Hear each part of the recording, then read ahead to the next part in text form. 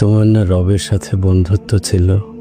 তুমি না মোনাজাতে ফুপিয়ে ফুপিয়ে কান্না করতে আর বলতে, হে আল্লাহ, আমি তোমাকে ছাড়া আর কাউকে চাই না। তাহলে এখন কেন তোমার রবের সাথেই বিচ্ছেদ? তুমি না তওবা করেছিলে? তুমি না আল্লাহর জন্য সব ছেড়ে দিয়েছিলে? তুমি না বুঝতে পেরেছিলে তোমার আসল ঠিকানা কোথায়? তুমি না মুমিন হতে চেয়েছিলে, ইসলাম মেনে চলতে চেয়েছিলে? ভুলে গেছো? আবার কেন পাপে জড়িয়ে গেলে?